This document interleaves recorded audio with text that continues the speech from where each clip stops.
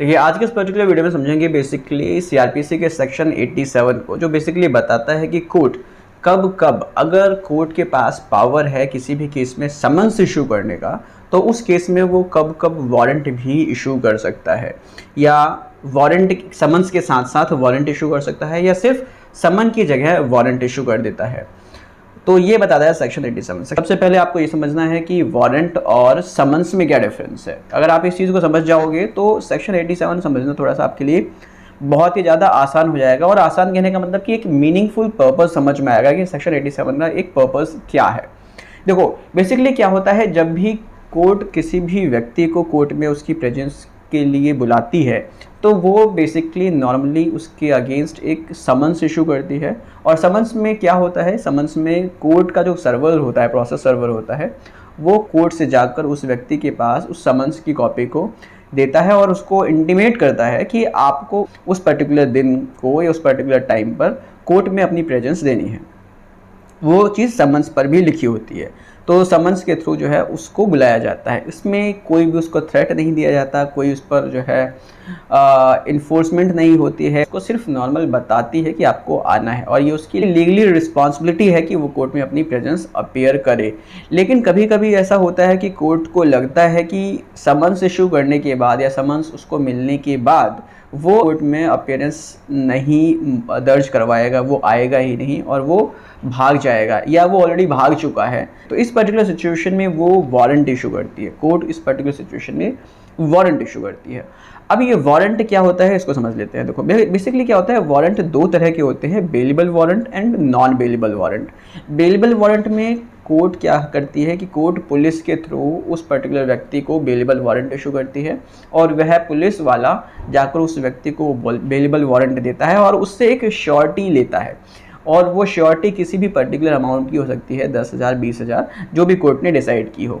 तो उस particular surety के साथ वो जो है जो वारंट है, बेलेबल वारंट, वो एग्जीक्यूट किया जाता है और उस श्योरिटी को लाकर पुलिस वाला कोर्ट में सबमिट करता है कि ये श्योरिटी उस व्यक्ति ने दी है और उसने निश्चित किया है कि वो उस पर्टिकुलर दिन, जिस दिन उसकी अपीयरेंस कोर्ट ने निश्चित की है, उस दिन आकर वो अपनी अपीयरेंस देगा।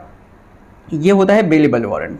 और नॉन बेलेबल वारंट क्या होता है, नॉन बेलेबल वारंट में पुलिस वाला जाकर उसको खुद वहाँ से अरेस्ट करके लाकर कोर्ट में उसकी अपीयरेंस जो है निश्चित करता है। तो ये है bailable and non bailable warrant. तो बेसिकली जो ये वारंट होता है वो एक रिगरस नेचर का होता है, जिससे कोर्ट सुनिश्चित कर लेती है कि अब तो जो वो पर्टिकुलर व्यक्ति है वो अब कोर्ट में आएगा ही।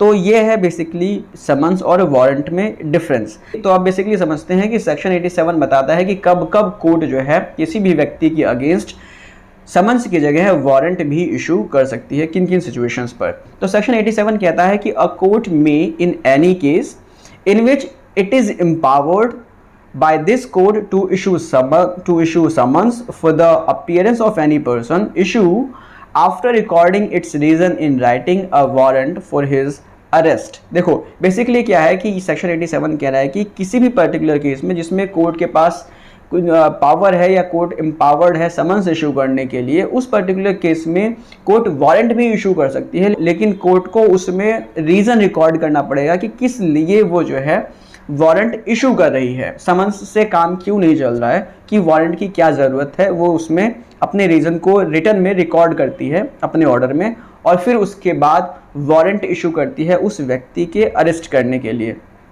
तो अब किन किन सिचुएशन में वो वारंट इशू करती है ये समझते हैं। सेक्शन 87 का सब क्लॉज 1 कहता है, if either before the issue of such summons और after the issue of the same but before the time fixed for his appearance the court sees reason to believe that he has absconded or will not obey the summons।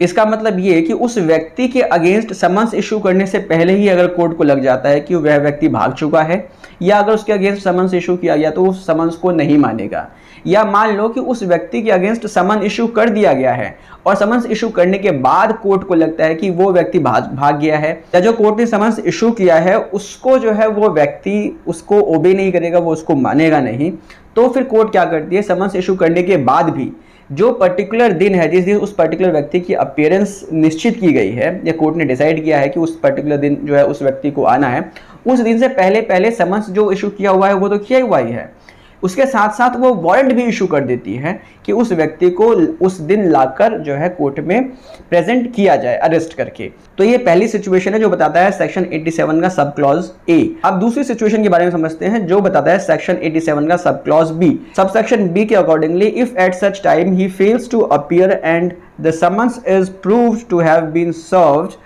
in time to admit of his appearing in accordance therewith and no reasonable excuse is offered for such failure।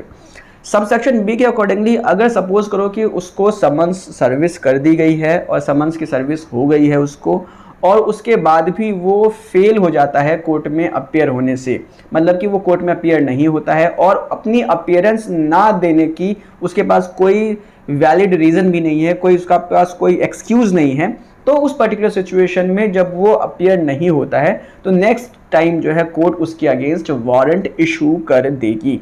तो ये दो situations हैं जब court warrant issue करती है किसी भी व्यक्ति के अगेंस्ट, चाहे वो एक्यूज्ड हो या कोई भी व्यक्ति हो जिसकी कोर्ट में प्रेजेंस की ज़रूरत कोर्ट को महसूस होती है। तो सेक्शन 87 बस यही था जो बताता है कि कब कब कोर्ट समन्स के साथ साथ या समन्स की जगह वारंट इशू कर सकता है। समन्स और वारंट में क्या डिफरेंस है वो मैंने आपको बताया। आई होप आपको ये वीडियो समझ में आया होगा। अगर समझ में आया तो लाइक कर दीजिए, सब्सक्राइब कर दीजिए चैनल को और शेयर करिए अपने दोस्तों के साथ। Thank you very much, take care, bye bye.